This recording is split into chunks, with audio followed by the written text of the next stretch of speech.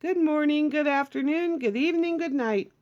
Depending on where you are in this world, God bless you. This is Gloria White coming to you from Utah, USA. Today we are going to be continuing in the book of Ezekiel in the Old Testament in the King James Version of the Holy Bible, and we are in chapter 16. Now in chapter 15, just to refresh your mind, God was saying how worthless the vine in the forest is. And how much more worthless will it be when it's burned up? So, chapter 16. Again the word of the Lord came unto me, saying, Son of man, cause Jerusalem to know her abominations, and say, Thus saith the Lord God unto Jerusalem, Thy birth and thy nativity in the land of Canaan. Thy father was an Amorite, and thy mother a Hittite. And as for thy nativity, and the day thou wast born, thy navel was not cut, neither was thou washed in water to supple thee. Now this, let me explain. In this chapter, God is talking about Israel when he discovered her, when he took her as his wife, his beloved, and how he cared for her and brought her up. And her beauty, oh, she was so beautiful. And then, oh my goodness, he is going to get so angry. So, here, let me continue. And as for the day of thy nativity, and the day that thou wast born, thy navel was cut, neither wast thou washed in water to supple thee. Thou wast not salted at all, nor swaddled at all. And it was the custom in that day, or not the custom, but a practice that they performed. When a child was born and they didn't want it, they would just take it out into a field. They wouldn't cut the navel cord. They wouldn't wash it. They wouldn't, salt it to clean it up and then wrap it up in a swaddling cloth. None I pitied thee to do any of these unto you, or unto thee, to have compassion upon thee. But thou wast cast out in the open field, to the loathing of thy person in the day that thou wast born. And when I passed by thee, this is the Lord, and saw thee polluted in thine own blood, I said unto thee when thou wast in thy blood, Live, yea. I said unto thee when thou wast in thy blood, Live. I have caused thee to multiply as the bud of the field, and thou hast increased and waxen great, and thou art come to excellent ornaments. And thine hair is grown, whereas thou wast naked and bare. So she's growing up. Right before his eyes, she's growing up. He rescued this baby who had been thrown away. And here he's rescued her and she's growing up. Now, when I passed by thee and looked upon thee, behold, thy time was at the time of love. And I spread my skirt over thee and covered thy nakedness. Yea, I swear unto thee, and entered into a covenant with thee, saith the Lord God, and thou becamest mine. Then washed I thee with water, yea, I thoroughly washed away thy blood from thee, and anointed thee with oil. I clothed thee also with broidered work, really fine, nice clothes, and shod thee with badger skin or dolphin skin, and I girded thee about with fine linen, and I covered thee with silk. Now this, he is just adorning her. I decked thee also with ornaments, and I put bracelets upon thine hands, and a chain on thy neck, and I put a jewel on thy forehead, and earrings in thine ears, and a beautiful crown upon thy head. Thus wast thou decked with gold and silver, and thy raiment was of fine linen and silk and broidered work. Thou didst eat fine flour and honey and oil, and thou wast exceeding beautiful, and thou didst prosper, or succeed to royalty. You succeeded into a kingdom. Now this is God caring for Israel, and he has not only given her riches and dressed her in the finest and adorned her with all types of jewelry, but he also fed her of the finest things, the flour, honey, and oil. Verse 14, and thou renown went forth among the heathen for thy beauty, for it was perfect through thy comeliness, which I put upon thee, saith the Lord God. But thou didst trust in thine own beauty, and playedst the harlot because of thy renown, and pourest out thy fornications on every one that passed by. His it was. And of thy garments thou didst take, and deckedst thy high places with divers colors, and played the harlot thereupon. The like things shall not come, neither shall it be so. Now, you have to realize that God betrothed Israel and took her as his wife and provided magnificently for her, and he loved her. And now she's turning away and becoming the unfaithful wife, and his fury is going to be stirred up, for he is a jealous God. And of thy garments thou didst take, and deckedst thy high places with divers colors, and playedst the harlot thereupon. The like thing shall not come, neither shall it be so. Thou hast also taken thy fair jewels of my gold and of my silver, which I had given thee, and madest to thyself images of men, and didst commit whoredom with them. They made false images, idols, out of the gold and the silver he gave her. Now she's molded it into false idols and is worshiping it. And on the high mountains under the oak trees, she's taken all the beautiful garments and made all kinds of shrines and things up there. Oh, God is so mad. And tookest thy broidered garments, and coverest them, and hast set mine oil and mine incense before them. My meat also which I gave thee, fine flour and oil and honey, wherewith I fed thee, thou hast even set it before them for a sweet savor. And thus it was, saith the Lord God. Moreover, thou hast taken thy sons and thy daughters, whom thou hast borne unto me, and these hast thou sacrificed unto them to be devoured. In this of thy whoredom, a small matter? Is it a small matter that you've taken your children and sacrificed them? That thou hast slain my children and delivered them to cause them to pass through the fire for them? There's a place in Israel to cross from a garbage heap that in that time where they took their children and they built a fire and to this god Molech and put their children in the fire, burned them alive. God is so distraught. He's so angry. And in all thine abominations and thy whoredoms, thou hast not remembered the days of thy youth, when thou wast naked and bare and wast polluted in thy blood.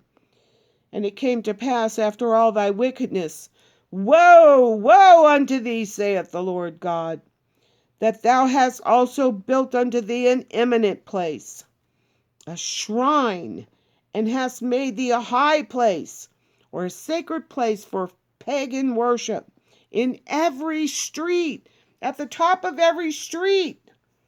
They've set these idols up. Thou hast built thy high place at every head of the way. That's at the top of every street.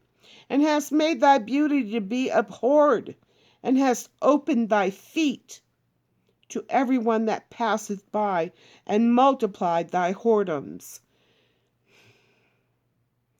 Do you know what it means when they say she opened her feet? Sexual immorality. Thou hast also committed fornication with the Egyptians thy neighbors, great of flesh, and hath increased thy whoredoms, to provoke me to anger. Behold, therefore, I have stretched out my hand over thee, and have diminished thine ordinary food, and delivered unto thee the will of them that hate thee, the daughters of the Philistines, which are ashamed of thy lewd way. Even the Philistines are like, ooh. Thou hast played the whore also with the Assyrians, because thou wast unsatiable. Yea, thou hast played the harlot with them, and yet couldst not be satisfied.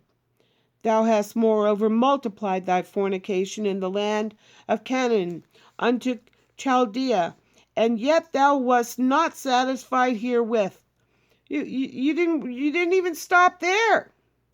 How weak is thine heart, saith the Lord God, seeing thou doest all these things, the work of an imperious, whorish woman, or a degenerate, a brazen harlot. You have to realize that they were being so unfaithful to God. They were throwing themselves in with the Assyrians, and even the Philistines looked down on them and like, ooh, that's really bad. In that thou buildest thine eminent place in the head of every way, and maketh thy high place in every street, and hast not been as an harlot, in that thou scornest hire, but as a wife that committeth adultery. Here it is, which taketh strangers instead of her husband. They fell down and worshipped false idols rather than God in heaven, who loved her so much, gave her everything, cared for her, nourished her. They give gifts to all whores, but thou givest thy gifts to all thy lovers, and hirest them, that they may come unto thee on every side for thy whoredom. And the contrary is in thee from other women, in thy whoredoms, whereas none followeth thee to commit whoredoms, and if that thou givest a reward, and a reward is a bribe, and no reward is given unto thee, therefore thou art contrary. Or, let's see, I want to translate this correctly. The payment. Therefore thou art payment. Wherefore, O harlot, hear the word of the Lord. Thus saith the Lord God, because thy filthiness was poured out, and thy nakedness discovered through thy whoredoms with thy lovers, and with all the idols of thy abominations, and by the blood of thy children, which thou didst give unto them, unto the false idols. Behold, therefore, I will gather all thy lovers, with whom thou hast taken pleasure, and all them that thou hast loved, with all them that thou hast hated. I will even gather them round about against thee, and will discover thy nakedness unto them. I'm going to show them just exactly who you are, that they may see all thy nakedness. And I will judge thee as women that break wedlock, and shed blood are judged. There's what I'm going to do. And I will give thee blood and fury and jealousy. And I will also give thee into their hand, and they shall throw down thine eminent place, and shall break down thy high places. They shall strip thee also of thy clothes, and shall take thy fair jewels, and leave thee naked and bare, just like I found you. And they also shall bring up a company against you, and they shall stone thee with stones, and thrust thee through with their swords. and they shall burn thine houses with fire, and execute judgments upon thee in the sight of many women. And I will cause thee to cease from playing the harlot, and thou also shalt give no hire any more. For I will make my fury toward thee to rest, and my jealousy shall depart from thee, and I will be quiet, and will be no more angry. Because thou hast not remembered the days of thy youth, but hast fretted me, agitated me in all these things. Behold, therefore I will also recompense thy way upon thine head. I'm going to turn it back on you, saith the Lord God. And thou shalt not commit this lewdness above all thine abominations, or in addition. Behold, every one that useth proverbs shall use this proverb against thee, saying, As is the mother, so is her daughter. Thou art thy mother's daughter, that loatheth her husband and her children. And thou art the sister of thy sisters, which loathe their husbands and their children. Your mother was an Hittite, and your father an Amorite. And thine elder sister is Samaria, she and her daughters that dwell at thy left hand. And thy younger sister that dwelleth at thy right hand is Sodom and her daughters. Yet thou hast not walked after their ways, nor done after their abominations, but, as if it were a very little thing, thou wast corrupt more than they in all thy ways. As I live, saith the Lord God, Sodom thy sister hath not done, she nor her daughters, as thou hast done, thou and thy daughters.